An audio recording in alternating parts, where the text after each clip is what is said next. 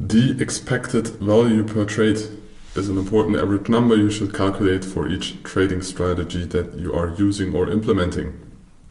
So it is the average result of a large number of completed trades. The key figure can be determined as most easily for a specific trading strategy. It can be also calculated for a whole portfolio of trading strategies, but it's going to be more complex. We will focus on the basics on here, calculating it for one trading strategy, as well as the percentage profit target and risk per trade. For example, if you have a hit rate of 30%, you have 0.5% of the total capital is risk per trade, which is still high, including broker fees, so you need to include that in there. Going to be a small part, but in the long run it's going to make a difference, so include the commissions in there.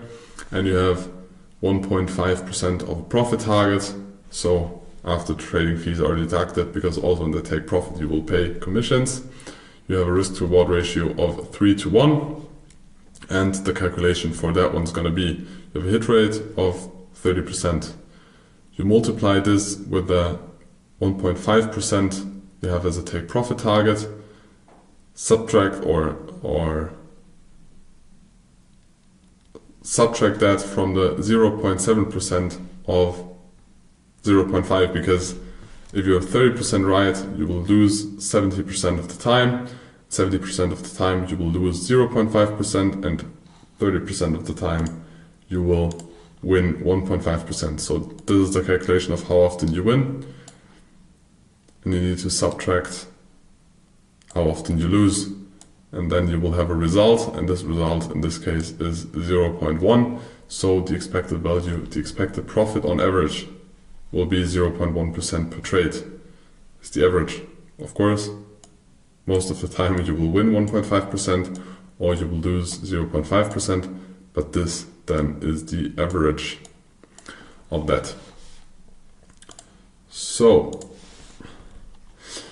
the statistical expected value per trade therefore is 0.1% on the capital that you risk. In order to earn 10%, you need to make an average of 100 trades. An average because it is never exact. It's average calculations, and in the Monte Carlo simulation I will in the next step explain to you that there can be a big variance and a big difference with the same numbers. So, but to realize if you have those numbers, and those are good numbers, you need to make 100 trades that you will make a 10% gain. So the calculation is without compound interest. Of course there's going to be compound interest, but the big difficulty of people taking into account compound interest, very often you see very beautiful graphs like this, but they are not in reality like that, because there are going to be gains and losses.